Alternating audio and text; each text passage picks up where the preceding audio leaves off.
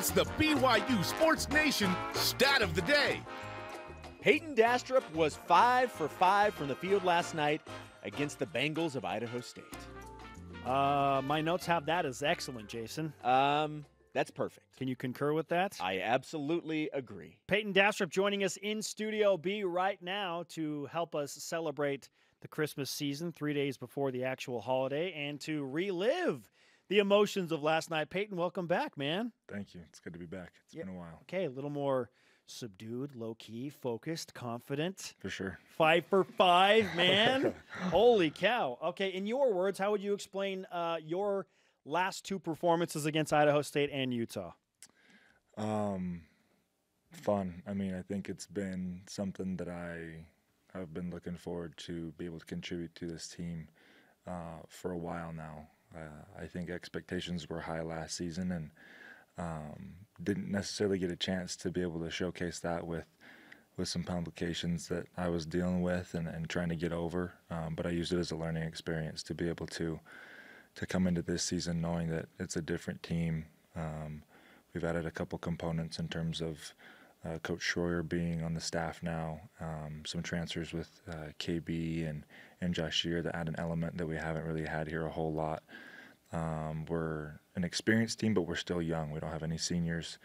But personally for me, it's just been a lot of fun to be able to compete with these guys every day in practice, make each other better, push each other, hold each other accountable, and do what we do best, which is communicate and trust our principles and what the coaches have given us to do. And that's the reason why we're on the streak that we're on right now. Well, the fans of BYU Sports Nation are also having fun, Payton. Perfect. In fact, at CV Freeman tweets in, did you know BYU Sports Nation invites Payton Dastrup on the show so he can give them the BYUSN karma. So can we have some of your karma, Payton? Yeah, you can. Here, I got some right here. Oh, he carries it in his pocket. Here we go, guys. Very nice. I like a that. tangible property. I do like that, carrying it around. Ooh. All right, now here's a little bit of a preview of what listeners will hear tomorrow night during radio pregame on BYU Radio. But you told me that for Christmas, you're hoping that you get a moped. Yeah. Okay, so here's my question to you. If you get said moped, which teammate would you let drive it, and which teammate would you want nowhere near it? Wow, that's a tough question. I ain't trying to throw anybody under the bus, but who would I trust driving it? I would probably trust Luke Worthington driving my moped. Okay. He's another big guy. He's someone that he's my locker mate. We're right next to each other.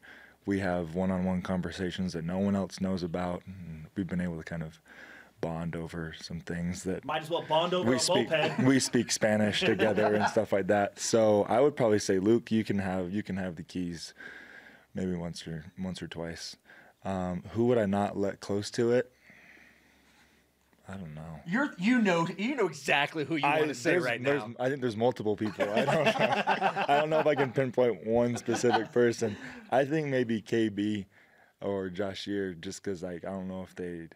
Well, especially with the weather, and Provo drivers are awful. Anyways, so being in a car, let alone being on a scooter out in the elements, is something that I don't know if they'd be really down to handle. But you never know. I mean, maybe I'll just have to give the keys to everybody once and kind of use my discretionary my discretionary advice. Be like, okay, so now I know. But no, Luke can have it, and the other guys can watch. If you get the moped, I hope you're going to take a picture and post that. Of course. I want to see. I'm really pulling for you to get the moped. It's Payton and Luke. Okay. On a moped. On a moped. Of course, that's going to happen. Two guys on a scooter. Yeah. It's like when Tyler Haas and Eric did the music video with the Lamborghini. Yeah. But me and Luke on a moped. On a moped. Let's go next level. Coming soon. Okay. Yes. Yes. Payton, congratulations again on a career-high 14 points. I want to rewind to a specific moment in the Utah game. Mm-hmm. Your first three goes down. I mean, just tickles the twine, nothing but net. It seems like your confidence has soared from that point on. Where would you pinpoint the aha moment for you on the court for this season?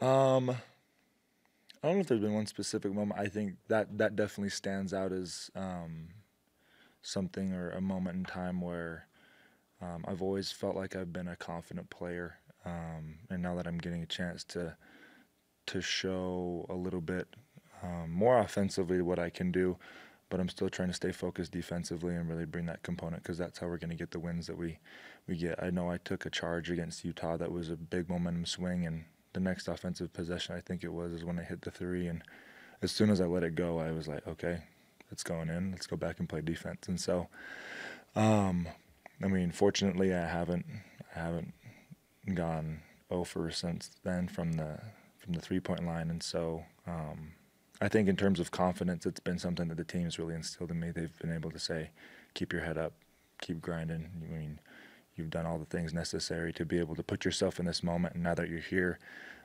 just seize it and make the best of it. And I've got their back as much as they've got mine, and that's the best thing about this team, is that we're holding each other accountable and trying to stay focused on the element of team, not just what we personally are trying to accomplish.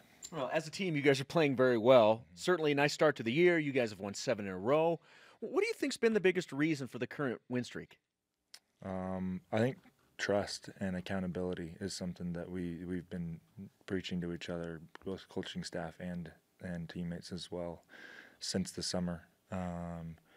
We implemented some new words that define our team, and we use it as a motivation and a reminder to always remember what we're trying to accomplish here. It's been a minute since we've been to the NCAA tournament, and we really have that as a forefront running goal in our minds to motivate us. And we know it's going to take time. There's going to be ups and downs, but I think if we continue to communicate defensively, be patient on offense, and trust that the principles that the coaches are giving us are what we need to win, and we execute those to the best of our abilities, then we're going to continue to have the success that we've had so far. Now, the thing about this team is, compared to last year, when you weren't playing well as a team, you typically lost those games. There have been some occurrences this year where you haven't shot the ball well, and you haven't played as solid defense as you wanted to, and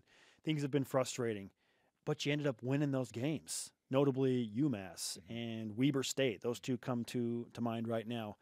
Why is that? Why? How did you flip the page and you're able to win those games that, you know, you're not playing your best basketball? Right. I think something that we use as a reminder is we break down the game into 10 4-minute games, and we just try to take one 4-minute period at a time, little by little, not looking at the big task at hand, just breaking it down and taking it step by step. Because if we know whoever wins the majority of those 10 4-minute games is going to end up winning the game. And we've got a concept on defense that we talk about getting a kill. To quote Coach Schroyer and the coaching staff, will we get 3 defensive stops in a row? And that's something that motivates us in practice. We do defensive segments where we guard each other, and the defense doesn't stop guarding until they get 3 stops in a row.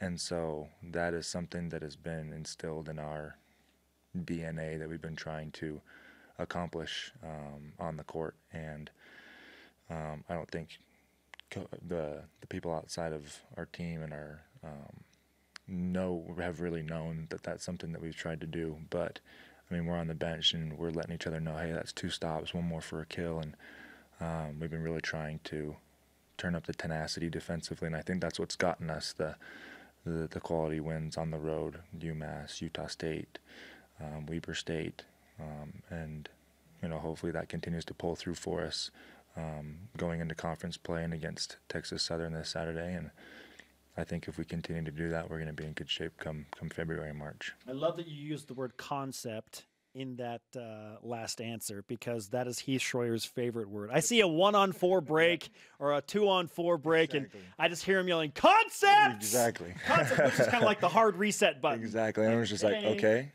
take it easy. Step back. Yep. It's going to be all right. Yep. Let's collect our thoughts. I really like that idea. For sure. Payton, thank you for the karma. Yes. Of course. From you. Absolutely. I would say that we'll give you some BYU Sports Nation karma back, but I'm not sure that makes any sense right now, because we want your karma. But We can Let's make just a trade. exchange. Yes, It's Christmas it's a gift exchange. I love that. if the karma comes in the shape of a moped, by all means, I'm all for it. I would like a ride on that moped. I'm just putting that out there. Oh, Okay, jeez. come baseball season, I'm down. Taking care of our baseball insider. Exactly. All right. Peyton, great to have you on the show, man. Thanks, appreciate it.